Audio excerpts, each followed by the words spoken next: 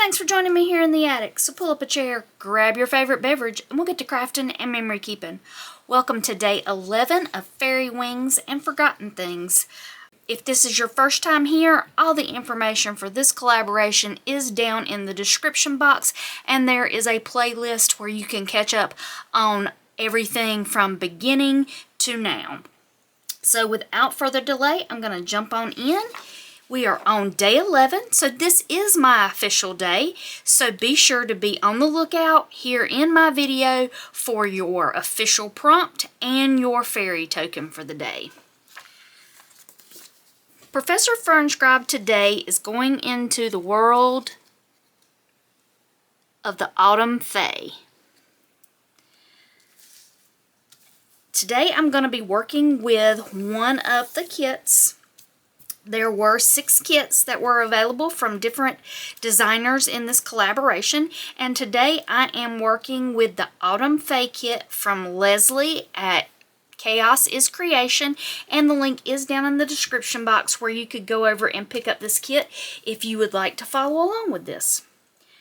So what I'm going to be doing today is, in my mind, when Professor Fernscribe goes into the world of the Autumn Fae, she is going to be experiencing the Fae that take care of the season of autumn and fall. And for me, autumn and fall is a time of harvest. So this past weekend, my husband and I went out and collected some things out of our yard. Kind of harvested our own little natural elements that I'm going to be adding to my journal. And I've also fussy cut out a lot of Leslie's journal cards and ephemera and pockets that I'm going to be using. So the first thing I want to do is I'm going to set my nature items aside for a minute, and I want to go ahead and ink up all the ephemera that I'm going to be using. This is only just a small amount of ephemera that's in Leslie's kit. There is a lot more. I'm also going to be using 2 of the fussy cuts from my kit, and I'm going to be inking them up with Distress Oxide Aged Mahogany. I love this deep burgundy color in autumn. When the leaves start turning this color, it's some of my favorites. So I wanted to pull that out of the elements of this kit by using this Distress Oxide color. So I'm going to ink all these things up. Before I do that, I do want to... She's got 2 very large bookmarks. You could make these journal cards, but I'm going to back them together to make it a bookmark. So I want to go ahead and glue this together.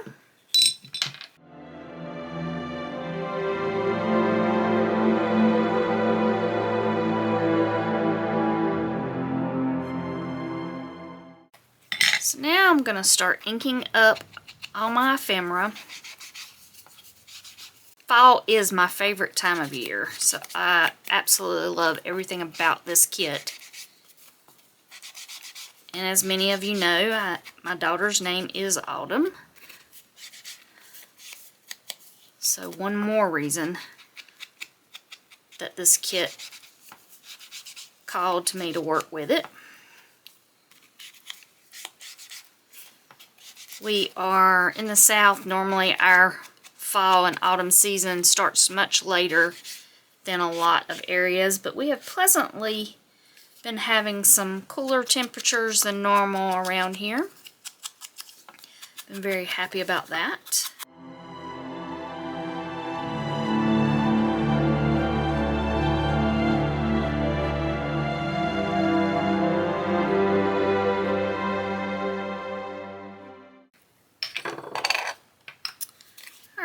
Set all my cards and things to the side while I kind of start building my page.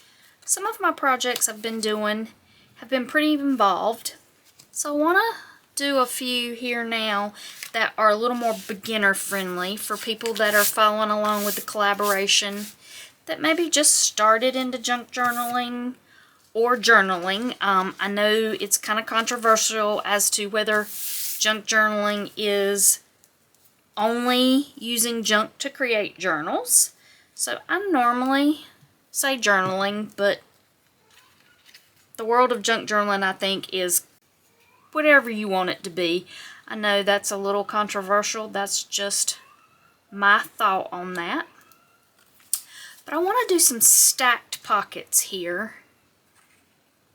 And I think I want them to go all the way down the page, leaving just a little journal spot. How do I want to do that? I think I want to do it kind of like that. I actually think I want to pull this down just a little bit and use this more like a cluster base down here instead of a journaling spot. And I apologize if y'all hear my cat in the background.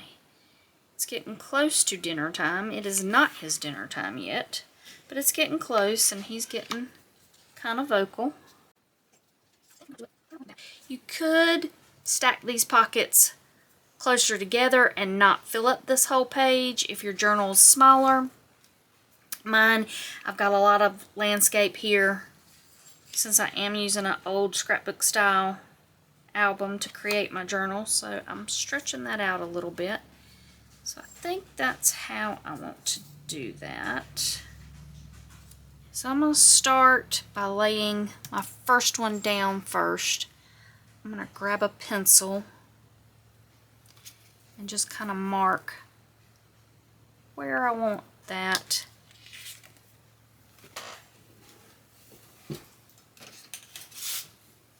And grab my T-square so I can kind of get these pockets kind of straight. It's not super important, but when I'm doing pockets, I normally like them to be pretty straight. So I'm going to lay that down and I'm going to glue my first pocket down. And I'll just line that right back up with my pencil mark I made in the edge of my T-square.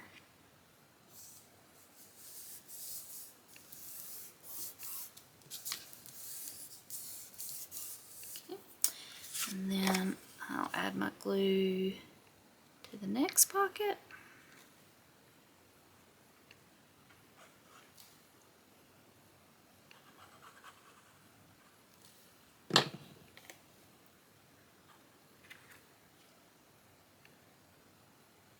Leaving room down at the bottom for that final pocket, and I should have to have the T-square, but I will line it up just to make sure.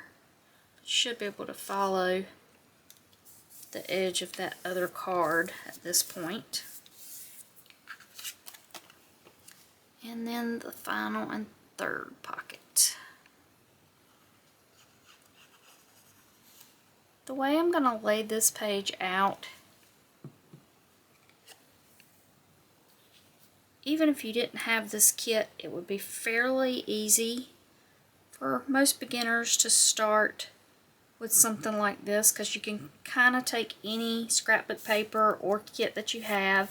If it doesn't have pockets, you can kind of make pockets, because it's pretty easy to make pockets. Just cutting out rectangles if you want them stacked. Like that. And this pocket here, I think I want to go right there, and I'm going to end up putting my journaling card in this one.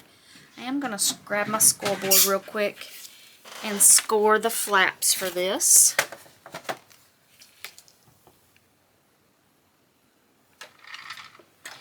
If you don't have a scoreboard, this is not a necessity. You can just fold these flaps by hand. If you have a trimmer that has a track for your blade, you can use that as a scoreboard. There are small scoreboards that are fairly inexpensive. You can get at hobby stores or on Amazon. You don't have to have one this large.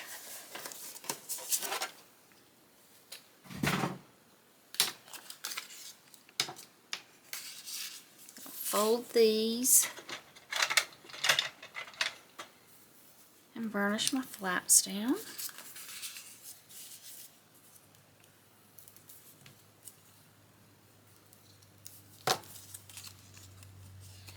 Don't think I inked up this pocket. I think it was sitting over to the side, and I don't think I got that inked up. I'll grab this and ink this up a little more.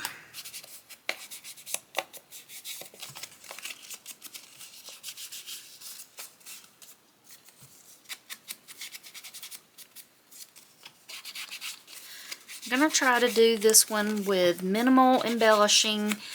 That way, if you don't have a lot of supplies, you can kind of see what one would look like, what a page would look like without a lot of things on it.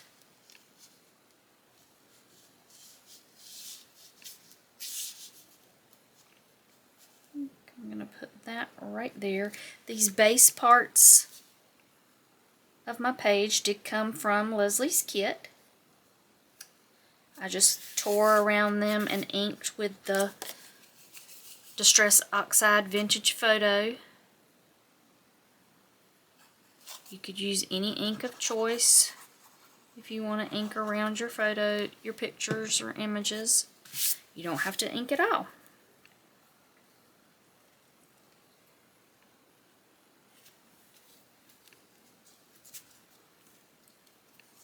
Again, I'm going to grab my T-square just a second. Kind of make sure that pocket is all lined up. If you didn't have a T-square, if you had a craft mat, you could follow the grid lines on a craft mat. I just don't have my craft mat on my desk right now, so it's easier to grab my T-square. Okay. Alright. I think I'm gonna go ahead and put my tags kind of where I want them. She's gonna stick out the top of the page just a little bit. That's okay. I don't mind that.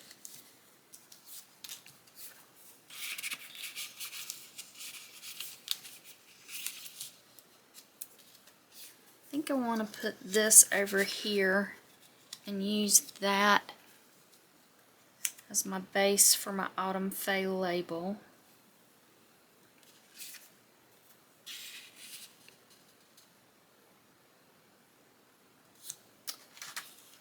And I think I'm going to take these embellishments, and I think I want to cluster those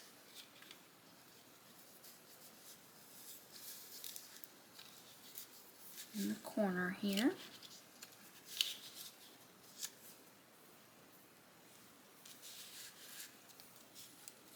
Trying to decide what else I might want to do here. I am going to go ahead and add my pieces that I got. I'm going to tuck this one right down into my pocket, and the way I'm going to attach these is I created some aged cellophane tape using some alcohol inks. I do have a video of this on YouTube if you want to check that out, how I created these, but I'm going to use these to attach my natural elements here, because I feel like that's kind of what somebody would do if they were putting it in a scrapbook kind of thing, and it just adds interest.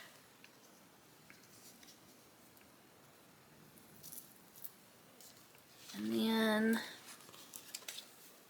think I want to put this piece over here. I'm going to do the same thing.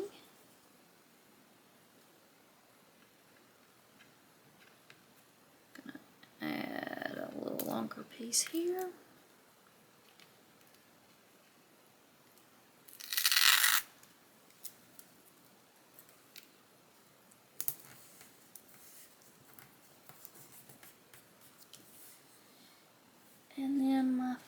two little flowers. I think I'm going to put those right up here.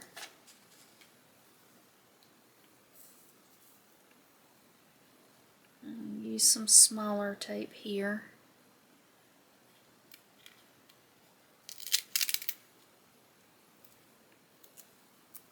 If you didn't have alcohol ink, another way you could do this is if you have alcohol markers, you could use that to stain your cellophane tape. I'm going to put a little smaller one.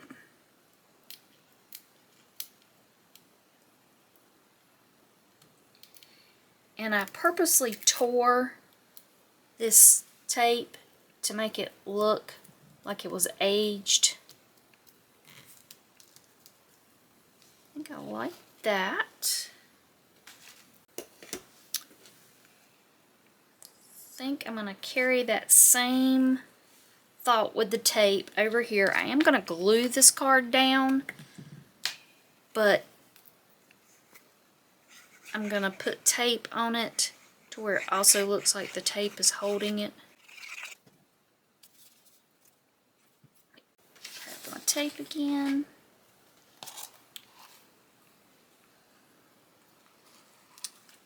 Like that piece.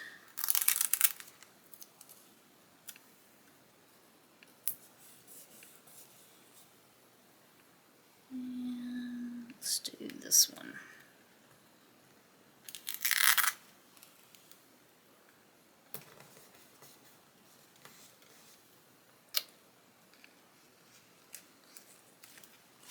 Alright, I'm going to go ahead and glue my Autumn Fae. Get up any extra glue. Liking how this is looking. I do want to add some things to my journaling cards and tags here. I think what I want to do is make some tabs. Let me grab my tab punch and some paper and I'll come back. I've got my tab punch and I just grabbed some cardstock, and the way I want to do this, I want my tabs folded to where they are on both sides. So I'm just going to take this and fold it over and burnish that down. Doesn't matter if it's straight, you'll see why in just a second. Then I'm going to take this and cut this off.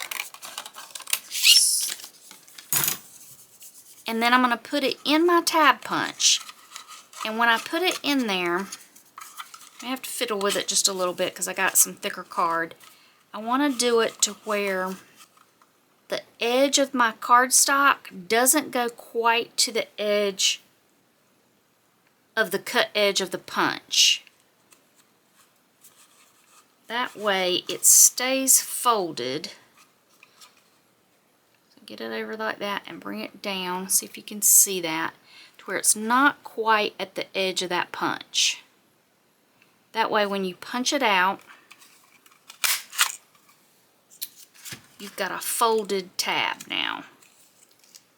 Probably shouldn't have used quite so thick a cardstock. That was a little hard to punch with that, but it's okay.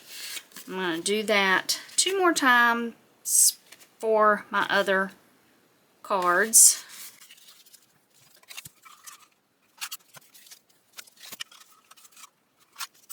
And there I've got my 3 little tabs here for my cards.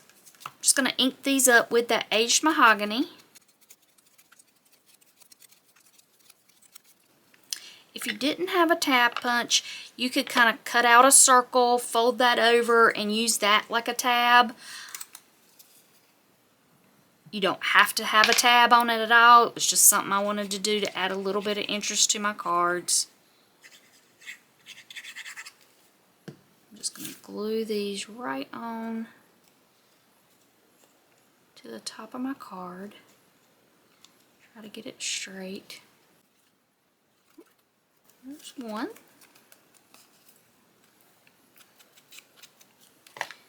And let's put these other 2 on.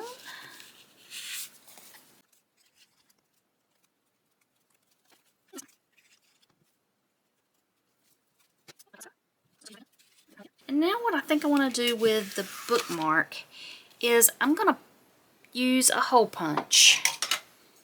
And I'm just going to punch a hole right here. But then I've got these little hole reinforcers that I'm going to ink up with the aged mahogany to change the color of those, and put those right over the holes there.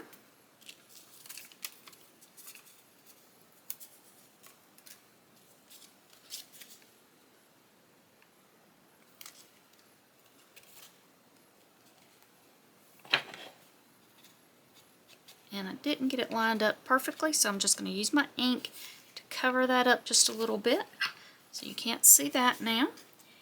And let me see what I want to do for my tag pull here.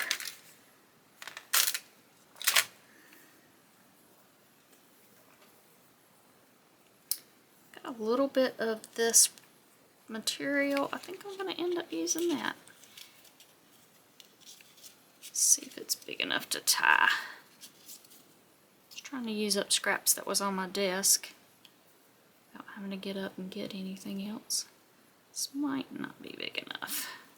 Let's see. Yeah.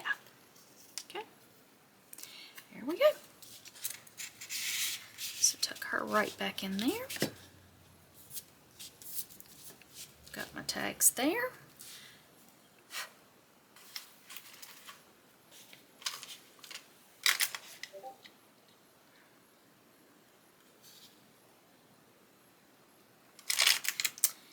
And for my little cluster here, I think I'm going to add just a little bit of netting.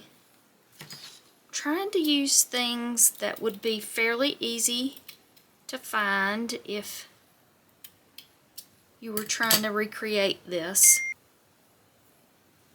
You could use any kind of material to go behind here, netting, lace, whatever you had. And that's even off old clothes, that kind of thing. So that's not something that's super hard to find. I'm just going to glue this down with my Fabri-Tac. Place that down like that. And acorns down there. And then finally my book pieces.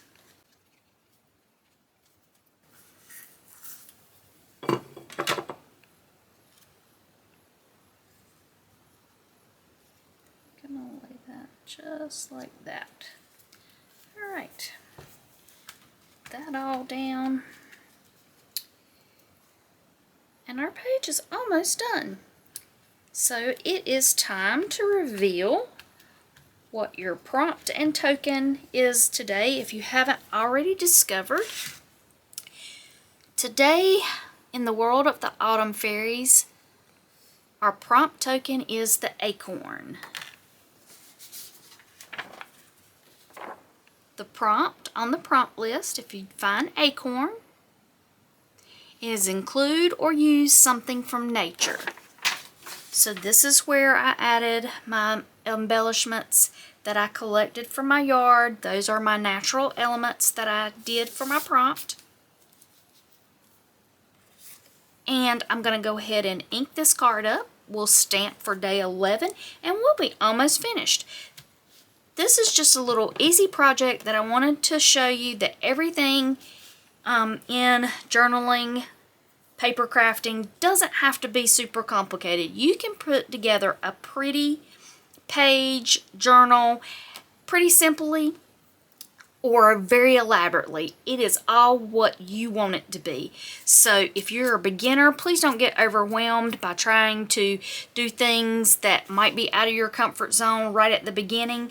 Start small and work your way up. And in my group, feel free to ask questions. If you have questions about something with paper crafting you didn't quite understand on my video or somebody's project that they posted, ask. There's always somebody out there that's willing to help you out. We might not always have the answers, but most of the time we can lead you somewhere where you can possibly find them. So let's just ink our acorn card up. Grab my number stamps for day 11.